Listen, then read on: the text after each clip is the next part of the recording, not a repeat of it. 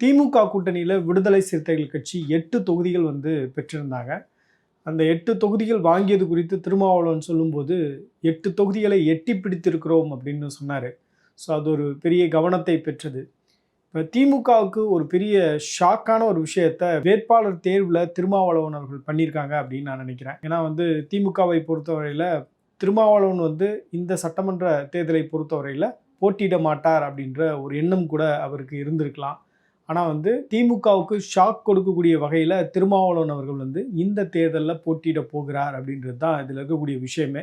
திருமாவளவனை பொறுத்தவரையில் நாடாளுமன்ற உறுப்பினராக இருக்கிறார். இருந்தாலும் மாறி வரக்கூடிய அரசியல் சூழலை பார்க்கும் பொழுது என்னுடைய ப்ரெசன்ஸ் அப்படின்றது மாநில அரசியலில் தேவை அப்படின்றதை உணர்ந்து தான் இந்த தேர்தலை பொறுத்தவரையில் அவர் காட்டுமன்னார் கோயிலில் போட்டியிடுகிறார் அப்படின்றத நம்ம கவனிக்க முடிகிறது. கடந்த தேர்தலில் பார்த்தீங்கன்னா காட்டுமன்னார் கோயிலில் சிந்தனை செல்வன் போட்டியிட்டு வெற்றி பெற்றிருந்தார். வெற்றிக்கான வித்தியாசம் அப்படின்னு பார்த்தீங்கன்னா 10,565 வாக்குகளாக இருந்தது. செகண்ட் இடத்துல பார்த்தீங்க அப்படின்னா உங்களுக்கு அதிமுகவுடைய முருகுமாறன் அப்படின்றவர் போட்டிட்டு இருந்தார். ஸோ அவர் 75,491 வாக்குகள் பெற்றிருந்தார். இதை ஏன் நம்ம பேசுகிறோம் அப்படின்னா இந்த தேர்தலில் காட்டுமன்னார் கோயிலில் இந்த கான்டெஸ்ட் அப்படின்றது ரொம்ப டஃப்பாக இருக்க போகுது அப்படின்றதுனால தான். ஏன்னா இந்த தேர்தலை பொறுத்தவரையில் பட்டியலின சமூகத்தினுடைய வாக்குகள் யாருக்கு போகிறது அப்படின்றது ஒரு பெரிய கேள்வியாக எழுந்திருக்கிறது.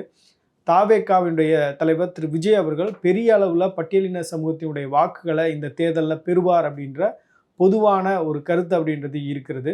இப்போ பார்த்தீங்கன்னா விடுதலை சிறுத்தைகள் கட்சியுடைய தலைவரே இந்த தேர்தலில் காட்டுமன்னார் கோயிலில் போட்டியிடுகிறார் அப்படின்றப்ப இந்த தேர்தல் களம் அப்படின்றது ஒரு கூடுதல் கவனத்தை பெற்றிருக்கிறது அப்படின்றத பார்க்க முடிகிறது. இப்போ திமுக மீது திருமாவளவன் அவர்களுக்கு கோபமா அப்படின்னு கேட்டிங்க அப்படின்னா நிச்சயமாக அவருக்கு மன வருத்தம் இருக்கிறது அப்படின்றது மட்டும் தெளிவாக தெரியுது. ஏன்னா கமலஹாசனுடைய மக்கள் நீதி மையம் இந்த தேர்தலில் போட்டியிடாமல் அவங்க அவர்களுடைய ஆதரவை இந்த அலைன்ஸ்க்கு கொடுப்பதாக சொன்னது இருக்குது பார்த்தீங்களா. நாங்கள் தியாகம் செய்கிறோம் அப்படின்னு கமல் சொன்னது இருக்குது பார்த்தீங்களா. அது அவருக்கு ஏற்ற ஒரு கருத்தாக இல்லை. உடனடியாக ஒரு தோழமை சுட்டல் ஒன்று பண்ணியிருந்தார்.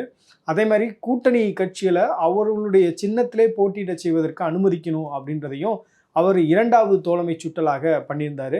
இது எதற்குமே பார்த்திங்கன்னா திமுகவில் எந்த ரெஸ்பான்ஸும் இல்லை.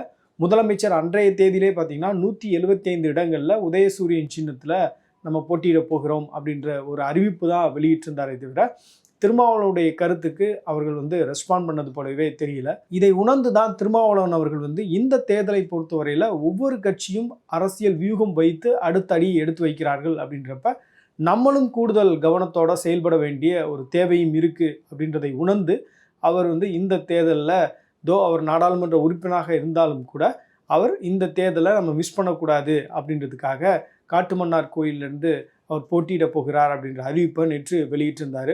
நிச்சயமாக அவர் போட்டியிடுவது அப்படின்றது திமுகவுக்கு ஒரு விதமான ஒரு கலக்கத்தை ஏற்படுத்தியிருப்பது கூட வாய்ப்பு இருக்கிறது. இப்போ திமுகவுடைய துணை பொதுச் செயலாளர்களில் உருவான கனிமொழி அவர்களும் நாடாளுமன்ற உறுப்பினராகத்தான் இருக்கிறாங்க.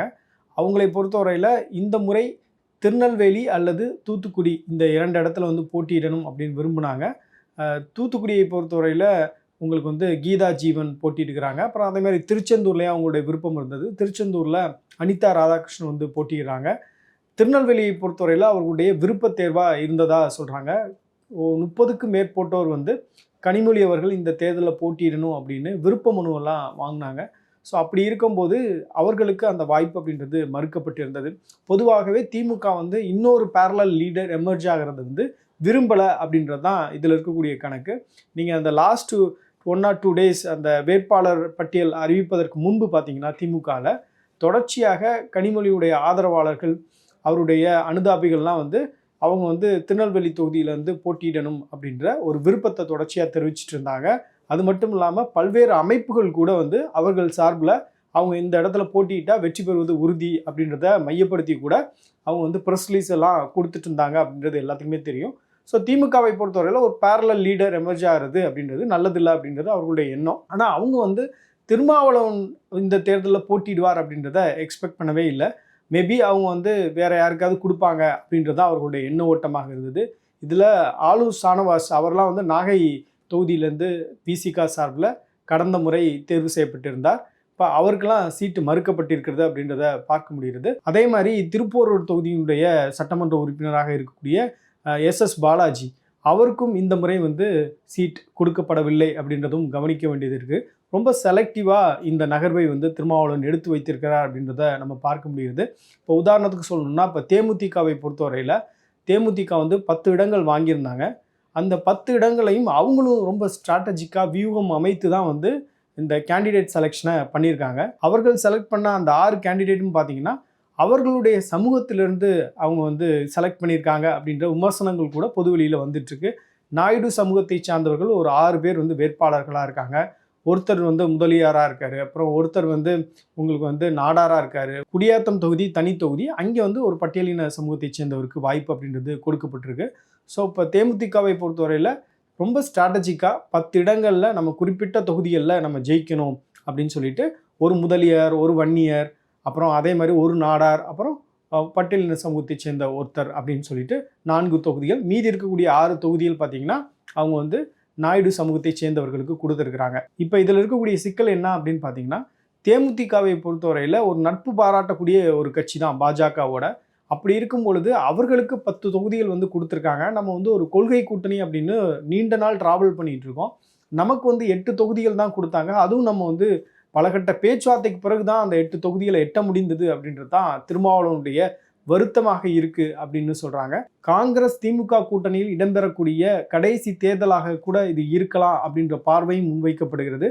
அதற்கு முக்கியமான காரணம் இந்த தொகுதி பங்கீட்டில், அதே மாதிரி கூட்டணி பேச்சுவார்த்தையில் நடந்த சலசலப்புகள் அப்படின்னு சொல்கிறாங்க. அதனால் அரசியல் சூழல் எப்படி வேண்டுமானாலும் வருங்காலத்தில் மாறுவதற்கும் வாய்ப்பு இருக்குது. அப்படின்றப்ப நம்மளும் அதுக்கேற்ற ஒரு வியூகத்தை அமைக்கணும் அப்படின்ற நோக்கத்தில் தான் திருமாவளவன் அவர்கள் காட்டுமன்னார் கோயிலிருந்து போட்டியிட போகிறார் அப்படின்றத நம்ம கவனிக்க முடிகிறது.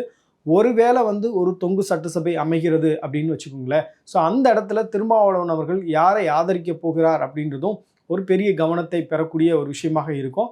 அந்த இடத்துல நம்மளுடைய ரோல் இருக்கணும் அப்படின்றது ஒரு முக்கியமான ஒரு விஷயமாக கருதி கூட இந்த தேர்தலை அவர் பார்ப்பார் அப்படின்னு நான் நினைக்கிறேன். ஒருவேளை யாருக்கும் பெரும்பான்மை கிடைக்காத சூழலில் ஒரு தொங்கு சட்டசபை அமைகிறது அப்படின்னா அந்த இடத்துல நம்மளுடைய ரோல் அப்படின்றது ரொம்ப முக்கியமாக இருக்கும். விடுதலை சிறுத்தைகள் கட்சியை பொறுத்தவரையில் அதிகாரத்தை நோக்கி பயணிப்பதற்கான ஒரு படியாக அது அமைவதற்கான வாய்ப்பு இருக்கிறது. அந்த வாய்ப்பை நம்ம மிஸ் பண்ணக்கூடாது அப்படின்ற ஒரு காரணத்தினாலையும் அவர் இந்த ஸ்ட்ராட்டஜிக்கான ஒரு மூவ் எடுத்திருப்பதாக சொல்கிறாங்க. 2021 சட்டமன்ற தேர்தல் எப்படி இருந்தது அப்படின்றத பற்றி ரொம்ப டீட்டெயில்டாக பேசணும். ஆனால் 2026 சட்டமன்ற தேர்தல் அவ்வளவு எளிதாக இருக்க போகிறதில்ல அப்படின்றது மட்டும் தெரியுது.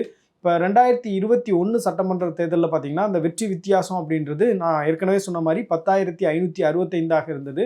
அப்போ பார்த்தீங்கன்னா உங்களுக்கு அமமுக வெளியே இருந்தாங்க. அமமுக அதிமுக கூட்டணியில் இல்லை அப்படின்றத கவனிக்க வேண்டியது இருக்குது. இந்த முறை பார்த்தீங்கன்னா அமமுக அதிமுக கூட்டணியில் இருக்கிறாங்க. இந்த காட்டுமன்னார் தொகுதியை பொறுத்தவரையில் பாமகவுக்கு அதிமுக கொடுத்திருக்கிறது. ஸோ பாமகவின் சார்பில் பார்த்தீங்க அப்படின்னா இந்த முறை அன்புச்சோழன் அப்படின்றவர் வேட்பாளராக நிறுத்தப்பட்டிருக்கிறார். தாவேகா சார்பில் சீனிவாசன் அப்படின்றவர் நிறுத்தப்பட்டிருக்கிறார். நாம் தமிழர் கட்சி சார்பில் சிவஜோதி அப்படின்றவங்க நிறுத்தப்பட்டிருக்காங்க.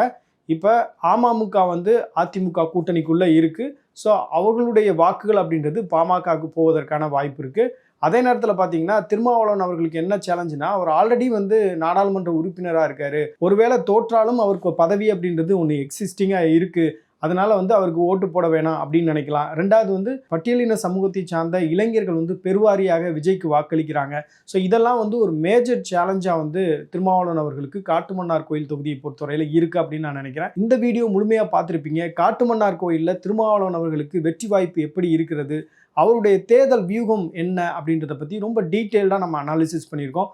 நீங்கள் என்ன நினைக்கிறீங்க அப்படின்றதையும் கமெண்ட் செக்ஷனில் சொல்லுங்கள்.